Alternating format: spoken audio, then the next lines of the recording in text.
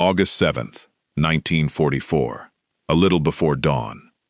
On the summit of a rocky hill in Normandy, that the American maps labeled 314, a 21-year-old second lieutenant from Indiana, named Robert Weiss, was lying behind a low wall of loose stones, pressing a radio handset against his ear and trying to keep his voice flat.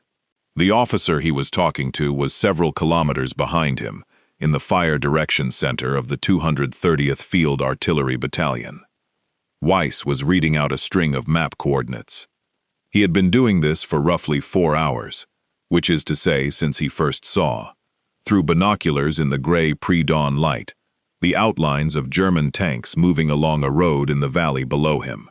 He did not know at that moment, but the 4 Panzer divisions rolling up the road in front of his observation post represented almost every armored vehicle the German army could still move in western France. He did not know that Adolf Hitler had personally ordered the attack over the objection of his own field commanders. He did not know that British code breakers at Bletchley Park, reading decoded radio traffic from the 2nd SS Panzer Division Das Reich, had warned General Omar Bradley a few hours earlier, and that Bradley had told his subordinates, in words the official history would later preserve, that it was too late to do anything except fight. What Weiss knew was simpler. He knew that the infantry battalion he was attached to, the 2nd Battalion of the 120th Infantry Regiment, was cut off. He knew their commanding officer was dead.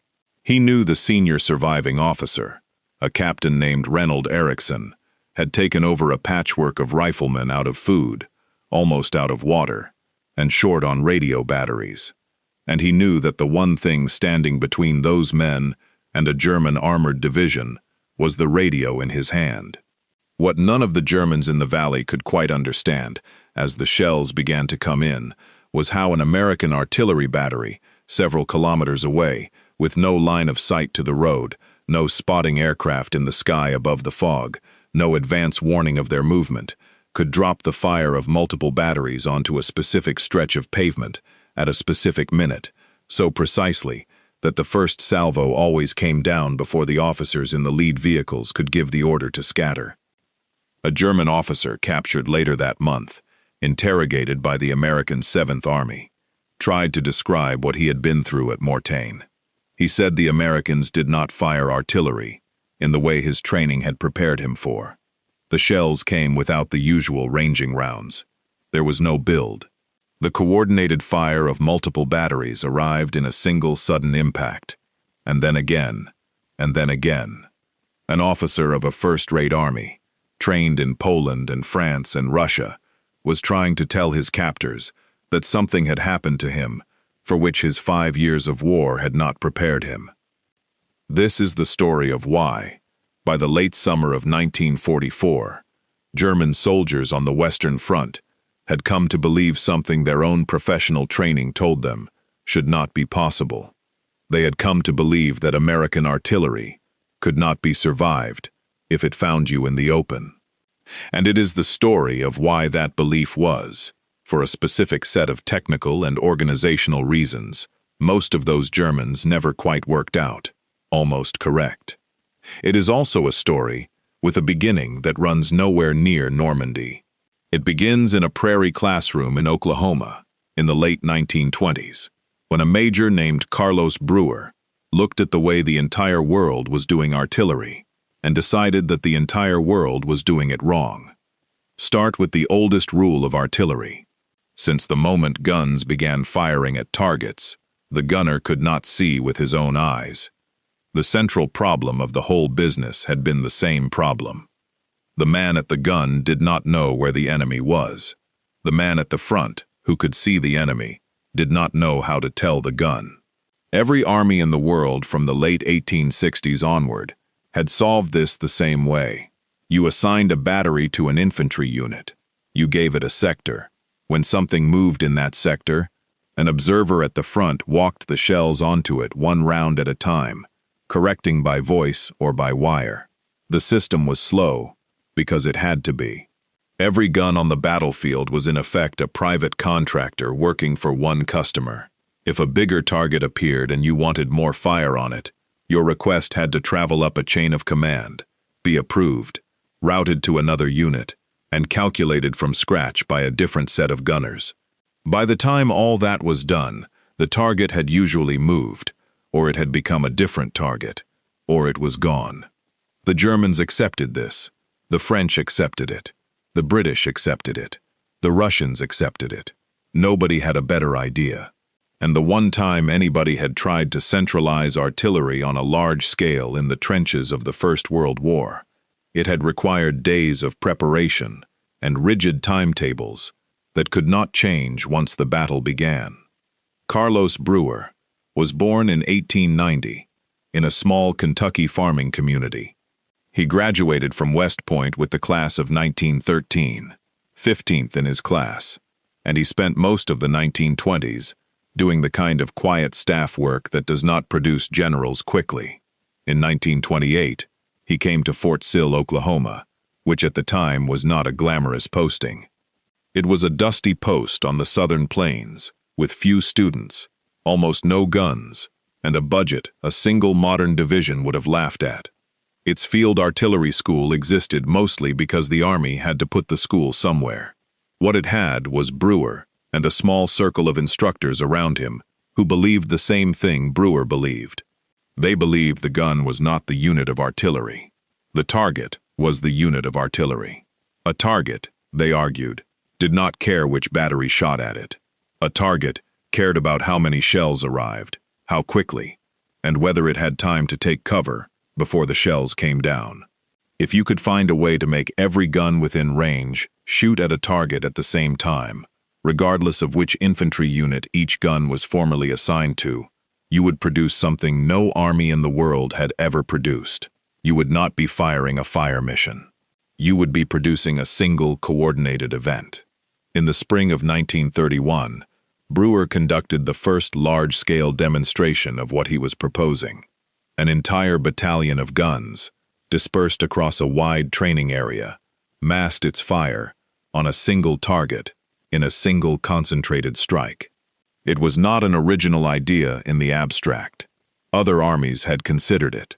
The difference was that Brewer and his instructors were building a system to make it routine, repeatable, and fast in a way that did not require the genius of the battery commander. The next director of the gunnery department, a major named Orlando Ward, took Brewer's demonstrations and institutionalized them. Ward developed the Fire Direction Center. The Fire Direction Center was not a gun position. It was a plywood room, or in combat a tent, containing a map, a radio, a telephone switchboard, and a small team of officers and enlisted men whose only job was to take a single call from a single forward observer and convert it, in a matter of minutes, into a coordinated fire order for every battery within range. Ward would later command the 1st Armored Division in Tunisia, be relieved by Patton after McNassie, and return to Fort Sill as the school's commandant. The Fire Direction Center went with him. By the early 1940s, the Americans had added the last piece. An officer named Abbott Burns, working with Major George Keyser, developed what was called the graphic firing table. It was a printed strip of cardboard, nothing elaborate. On it were pre-computed curves for every combination of range, weather, powder, temperature, altitude, and barrel where a gun might encounter.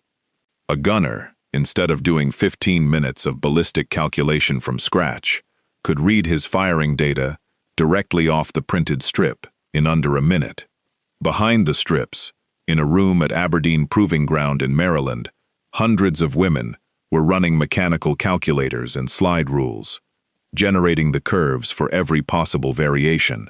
The Americans had taken a process the rest of the world did by hand, by the craftsmanship of trained gunners, and industrialized it. The women at Aberdeen deserve their own paragraph here, because they were a piece of this system that the popular histories of the war have mostly forgotten. They were called computers, in the original and literal sense of the word, which is to say that they were the people who did the computing. Most of them were mathematics graduates from women's colleges on the East Coast, hired on civilian contracts, because the men who would otherwise have done the work had been drafted. Their job was to run, by hand, the ballistic calculations that produced the curves the gunners at the front would later read off their cardboard strips.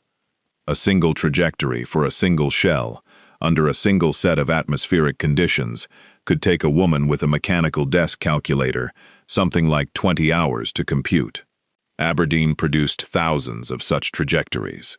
Later in the war, some of the same women would be retrained to operate the first general-purpose electronic computer, ENIAC, which had been built partly for exactly this purpose. But the graphic firing tables that were in the hands of American gunners in Normandy had been calculated before ENIAC existed. They had been calculated by women sitting at desks. No other army had any of this. The Germans, who had the most professional artillery officer corps in Europe, had rejected centralized fire control as impractical. Their doctrine emphasized the expert judgment of the battery commander, the man at the gun, making his own decisions. The British had a fast regimental-level fire system that could bring a regiment's worth of guns onto a target in about 3 minutes, and they had been running time-on-target missions of their own in North Africa since 1942. The Russians had massive artillery, far more guns than the Americans would ever field, but they used them the old way, in planned barrages on planned timetables. Nobody had what the Americans were quietly building, which was an on-demand fire network that could, within minutes of a single radio call, put the concentrated output of dozens of guns onto a piece of ground the size of a farmhouse.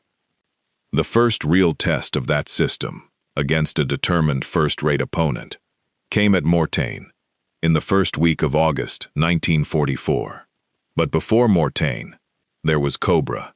And Cobra has to be mentioned here, because Cobra is where the Germans on the Western Front first understood what they were actually fighting. Operation Cobra was General Omar Bradley's plan to break out of Normandy. The American First Army had been stuck in the hedgerows south of the D-Day beaches for 6 weeks, taking casualties the Army Chief of Staff had not budgeted for, against a German defense that had turned every hedge into a separate killing ground.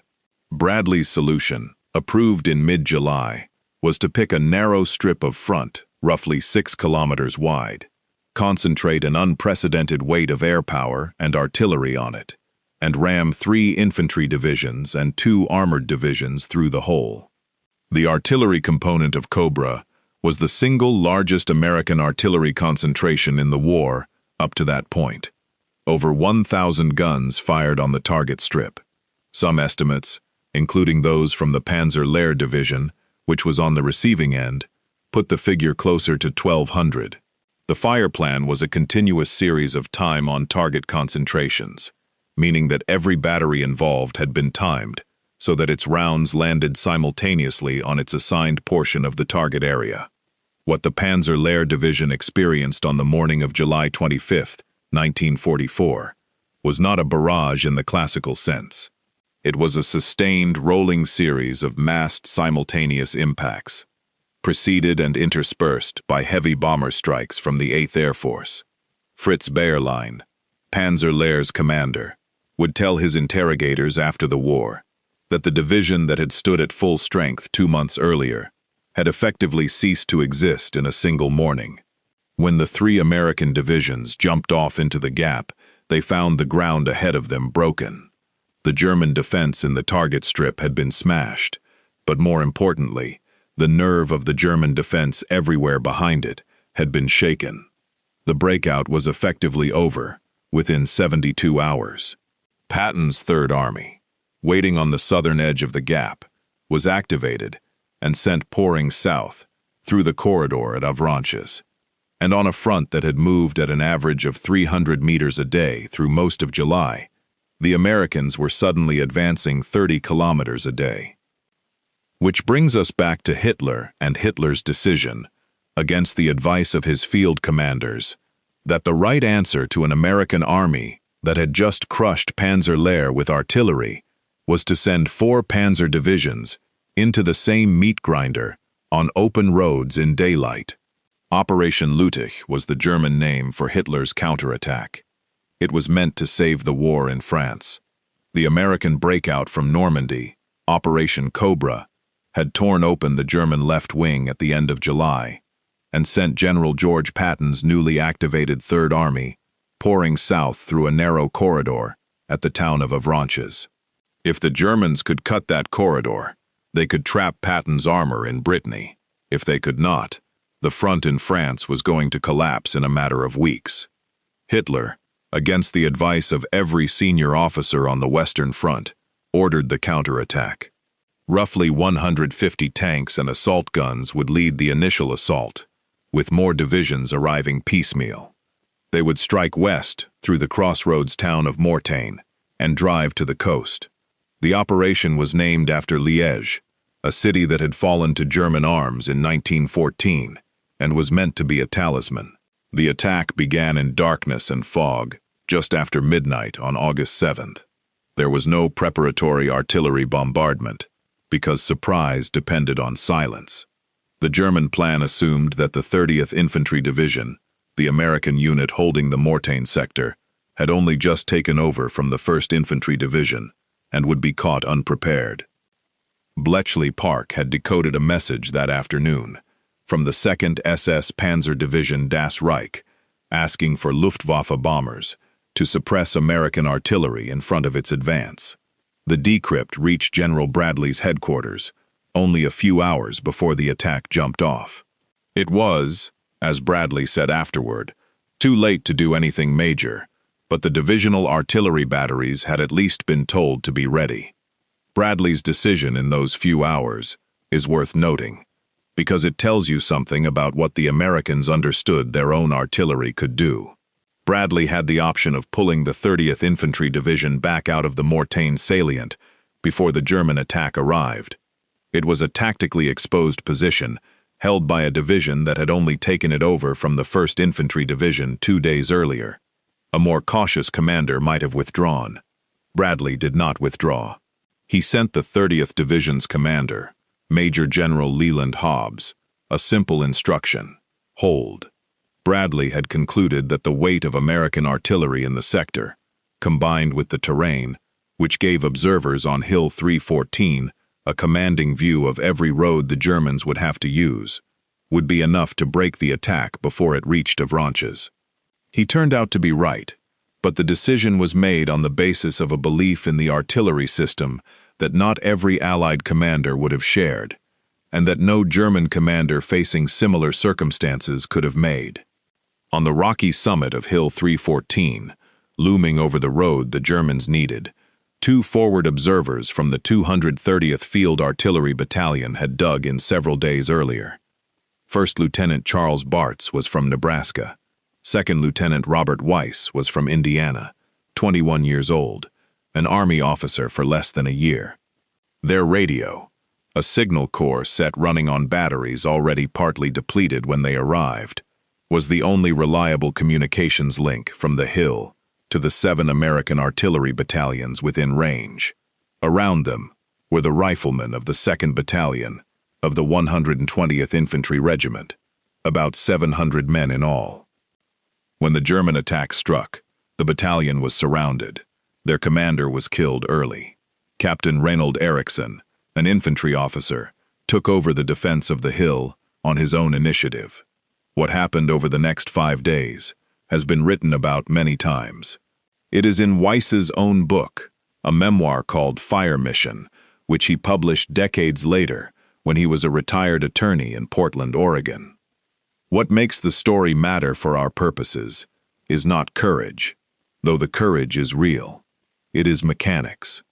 From the summit, Bartz and Weiss could see every road leading into Mortain from the east, south, and north. Every German column that tried to move toward Avranches had to pass in front of their binoculars. Weiss would see a column.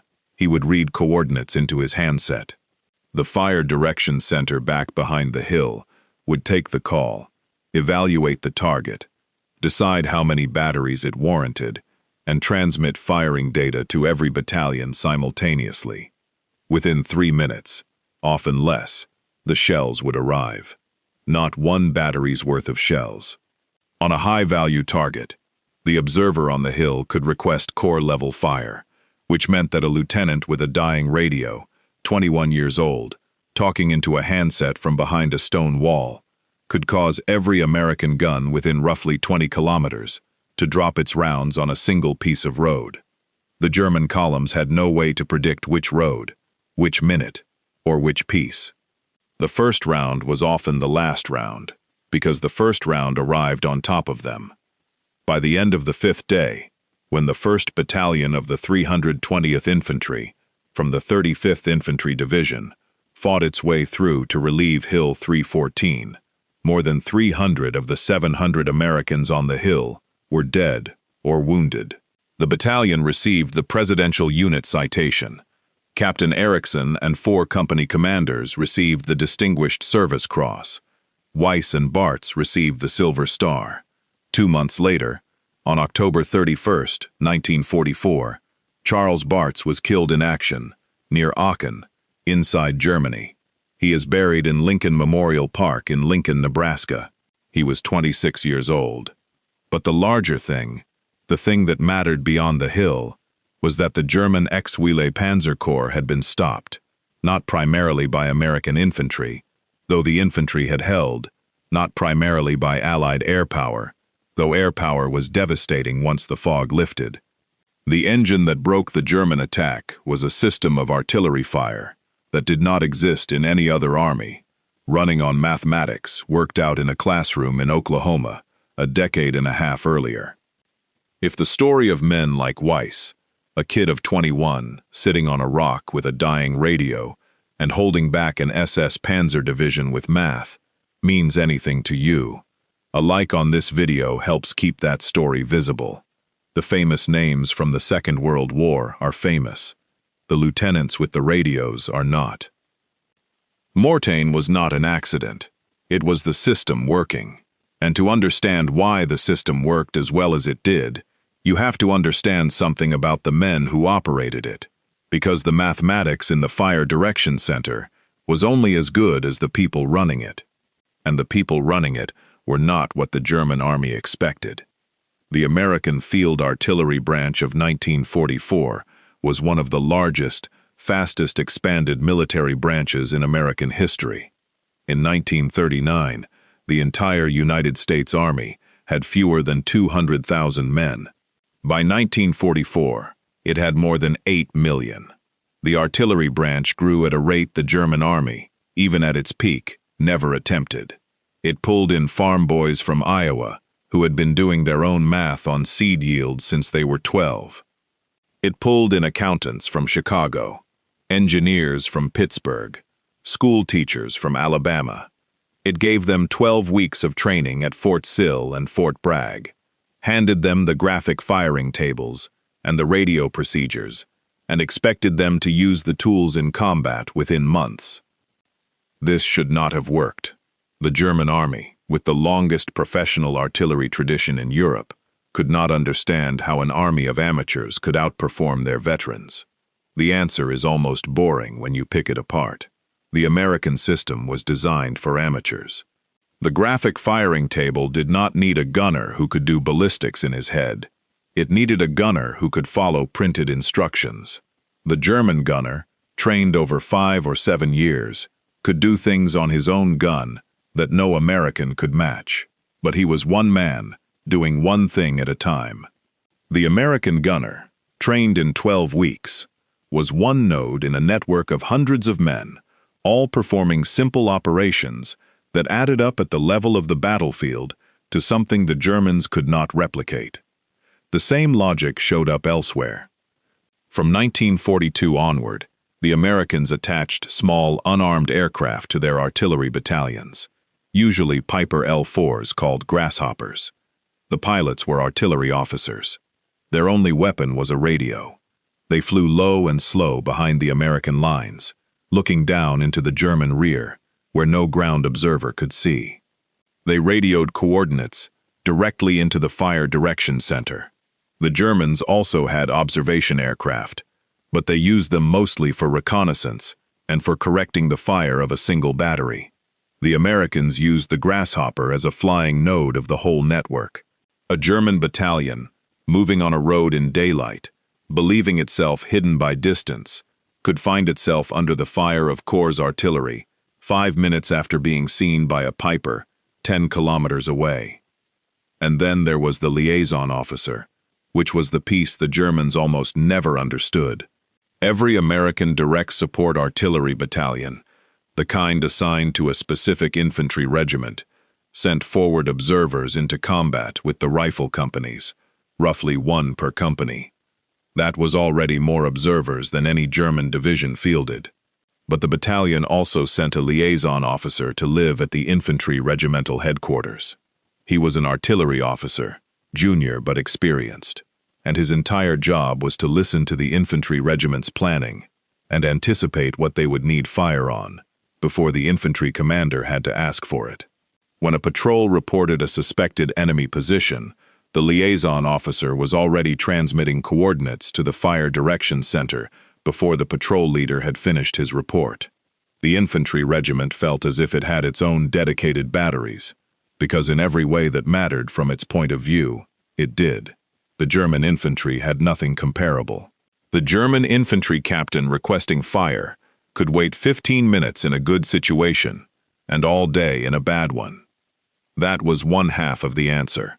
The other half, the part the German generals wrote around in their memoirs, and almost never wrote about directly, was what had happened to German artillery in the same period.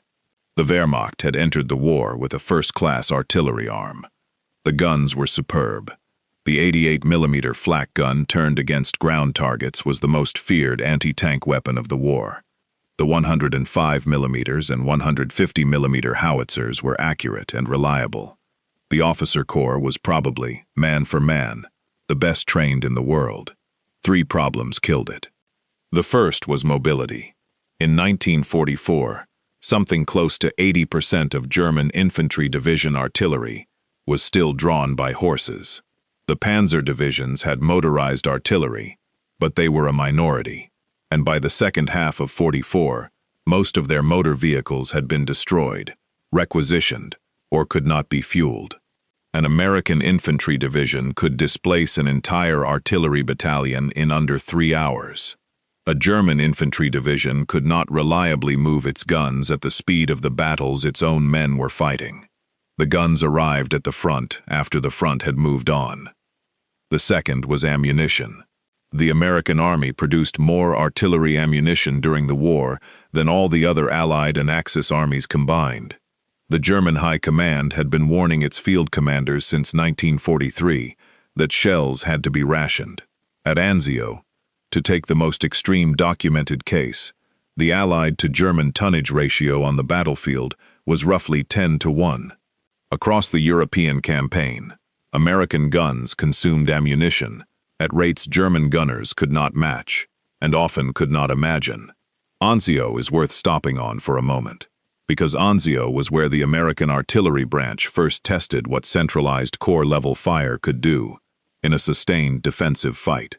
The Allied beachhead south of Rome, established in January 1944, came within a hair of being pushed back into the sea during the German counterattacks of February.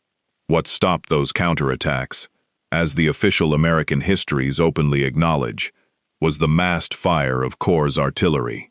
The German attacks toward the beachhead ran into concentrations of fire that were heavier and more rapidly shifted from target to target than anything the attacking divisions had encountered on the Russian front. American Fifth Army documents from the period describe fire missions in which 12 to 18 battalions were brought to bear on a single German concentration within minutes of it being spotted. The German attacks did not succeed. The beachhead held, and the American Field Artillery Branch took from that experience the confidence that the system it had been building for a decade and a half actually worked against a determined professional enemy. The third problem was the one that went deepest. By the second half of the war, Hitler and the German High Command had begun concentrating artillery decisions upward. The flexible, trust-based system that a well-trained German battery commander was supposed to run had been overridden by the same pattern of micromanagement that had gutted the rest of the Wehrmacht's command culture. Major concentrations had to be approved at higher and higher levels. Ammunition expenditure had to be justified in writing. Battery commanders, who in 1940 had been trusted to read their own situations and fight their own guns, by 1944, increasingly found themselves waiting for permission from headquarters that had never seen the target. It was, in its way, the mirror image of what the Americans had done. The Americans had pushed authority down. A forward observer, often a lieutenant in his early 20s, could command the fire of an entire corps of guns by a single radio call. The Germans had pulled authority up. A German battery commander, in many cases, could no longer fire a mission without clearance from 3 levels above him. Slower guns, fewer shells, tighter permission, against an opposing system that was faster, better supplied, and delegated to the man at the front. That was the gap, and the Germans felt it every time it opened on top of them. An American artillery barrage was not bigger than what they had seen in Russia. It was shaped differently. It came all at once, without warning, and moved with them when they moved. It was a fundamentally different kind of problem than anything they had been trained to handle. And then, in the winter of 1944, the Americans added one more thing. The proximity fuse was the product of a wartime scientific program that historians now rank, in strategic importance, just behind the atomic bomb and behind radar. It was a miniature radio transmitter and receiver packed into the nose of an artillery shell. When the shell came within roughly 20 feet of a solid object, the reflected signal from that object triggered the explosive charge. The result was an airburst. An airburst, unlike a ground burst, sprayed lethal fragments down across a wide radius.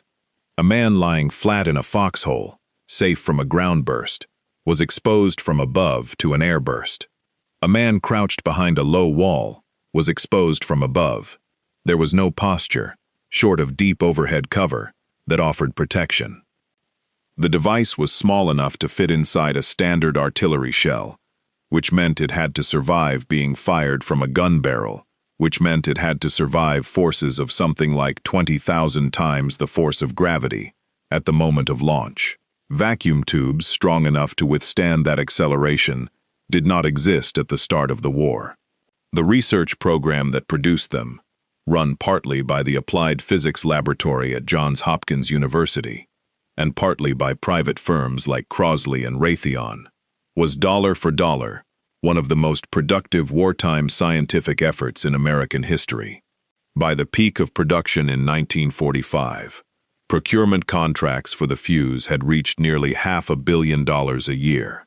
More than 100 manufacturers were involved. The final product was a device smaller than a can of soup, costing a few dollars by the end, that would reliably fire a 1942 vacuum tube circuit after being flung out of a cannon barrel. The United States Navy had been firing proximity fuses at Japanese aircraft since the cruiser USS Helena shot down a Val dive bomber off Guadalcanal on January 5, 1943. For nearly 2 years, the Pentagon had refused to release the fuse for use over land on the theory that a dud could fall into German hands and be reverse-engineered. The combined chiefs of staff authorized limited use of the fuse against V-1 cruise missiles over England in June 1944, and by mid-July, the new shells were destroying more than 70% of the V-1s that reached the English coastal gun belt. The land use embargo was finally broken, not by an official decision, but by a single commander, making a call on the morning of December 16, 1944. Colonel Axelson, commanding the 406th Field Artillery Group, received an emergency call from the 38th Cavalry Reconnaissance Squadron dug in around the town of Monschau in Germany. The cavalry troopers were being overrun by the opening assault of the German Ardennes offensive. They needed heavy fire. Axelson had the new proximity fuses in his ammunition dump. He also had standing orders not to use them over land. He looked at his situation, decided the emergency trumped the restriction, and authorized the fuses. 3 days later, on December 19th, General Eisenhower formally requested clearance. 2 days after that, on December 21st, all restrictions were removed across the entire Western Front.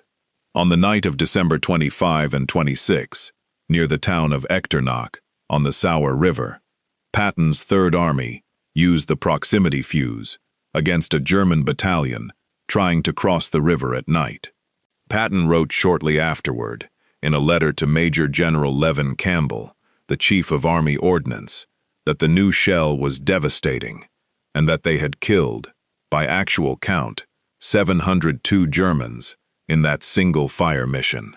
He added that when all armies got the shell, the tactics of land warfare would have to be rewritten. North of Echternach, at a long open piece of high ground the Americans called Elsenborn Ridge, the same combination, massed artillery plus the proximity fuse, did more to wreck the German Ardennes offensive than anything else on the battlefield. The ridge was east of the twin Belgian villages of Krinkelt and Rocherath. The Americans holding it were the 2nd Infantry Division under Major General Walter Robertson and the Green 99th Infantry Division alongside it, with the 1st Infantry Division arriving on their southern flank.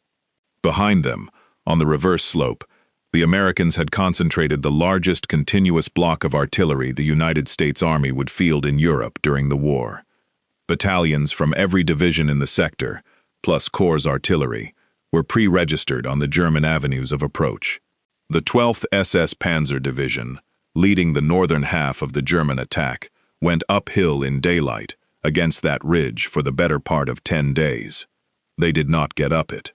The attacks were broken up on the slopes, and the slopes by the end were covered in German dead. In the Army's official history of the Ardennes campaign, the battle for Elsenborn Ridge is credited with inflicting the heaviest casualties of any single American defensive action of the Bulge on the units involved, and with forcing the entire northern shoulder of the German offensive to reroute through terrain that slowed it fatally. The artillery was the reason.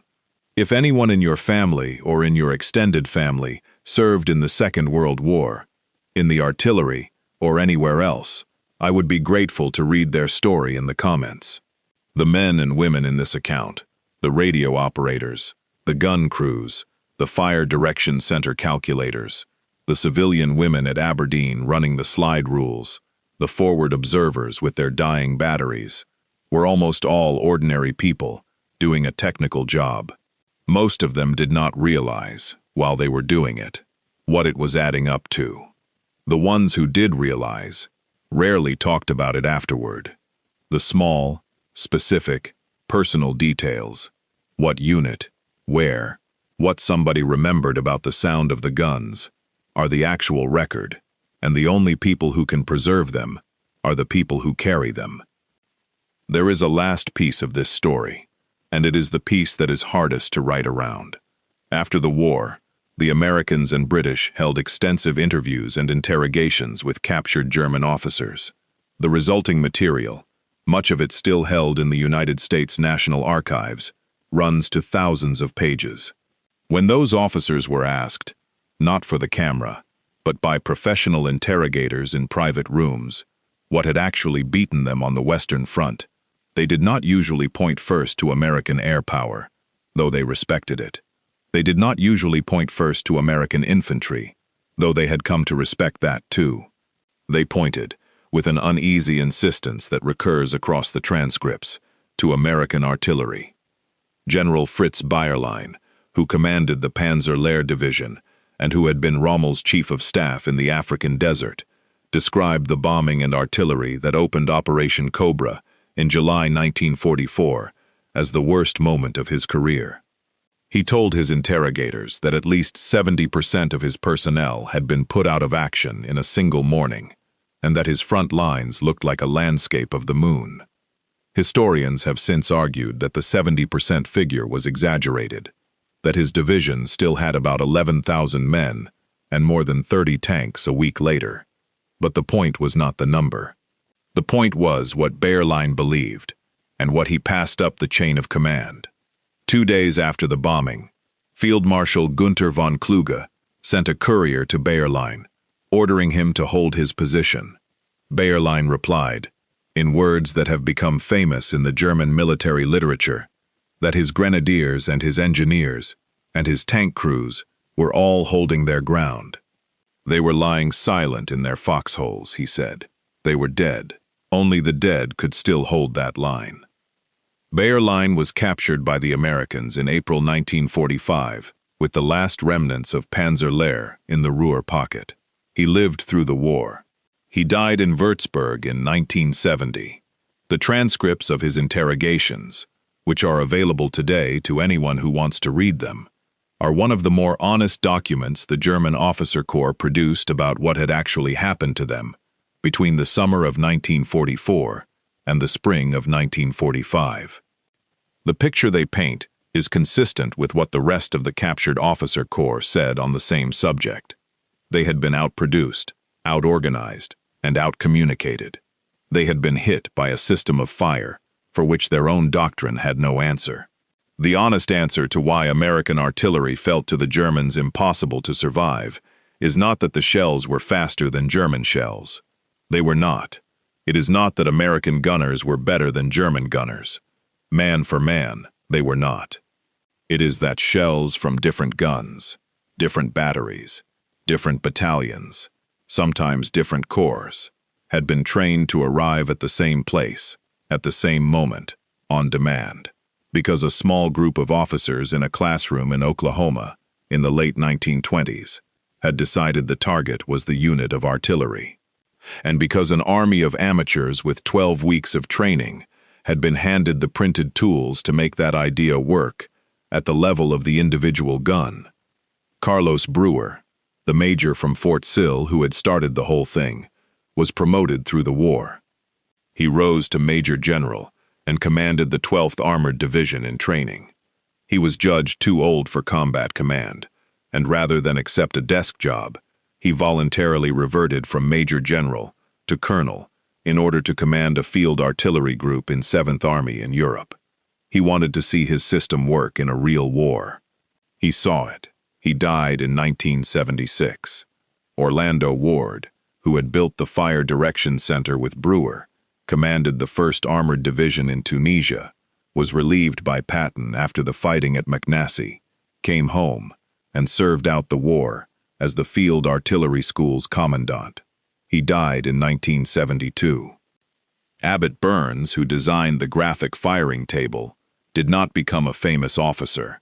His name appears in school histories and in technical manuals. He was the kind of man the American Army had a lot of in those years. Robert Weiss, the lieutenant on Hill 314, went home after the war and back to Indiana, then out to Oregon. He became a tax attorney. He founded a Portland law firm that is still in practice today. He wrote his book about Mortain late in his life because, as he said in the preface, the men who had been with him on the Hill deserved someone to write what had happened there. He died in Portland in 2017. He was 94. Reynold Erickson, the infantry captain who took over the defense of the Hill after its commander was killed, survived the war and lived quietly. Most of the men who actually ran the American artillery system, the thousands of Fire Direction Center calculators and radio operators and liaison lieutenants, came home and went back to jobs that had nothing to do with the war. Their names are not in the textbooks. If you looked in a phone book for most of them, 10 years after they came home, you would not have found them under anything more interesting than accountant, teacher, mechanic, salesman, farmer. The German officers, writing their private assessments of what had beaten them, reached for a specific kind of vocabulary, methodical, systematic. They were, in their own way, trying to describe what it felt like to fight an army that was not trying to be better than them at the art of artillery. It was trying to make the art of artillery irrelevant. The German master gunner, the man who could do ballistics in his head and walk his shells onto a target through his own craft, had been replaced on the American side by a network that did not depend on any one man being brilliant. The system was not noble. It was not a craft. It was a factory, laid over a battlefield, and it worked. That was the part their professional tradition could not forgive, and mostly in the memoirs they wrote afterward, they did not try to. They said it worked, and they left it there. If you learned something from this story, the like button helps it reach the people who care about this kind of history. The men who sat in fire direction centers in Belgian farmhouses and read coordinates off printed tapes, and the women at Aberdeen who calculated the tapes, and the lieutenants with the dying radios on forgotten hills, do not get many videos made about them. Subscribe to WW2 Dark Legacy if you want the next one. There are many more of these stories about the quiet parts of the war. The parts that were decided not by charges with rifles, but by careful technical work in unglamorous rooms, done by men and women whose names the public does not know. They deserve to be remembered, not the way the newsreels remembered the war, but the way the men on the other side of the line, waiting in their holes for the shells to stop coming in, actually felt it come down on them.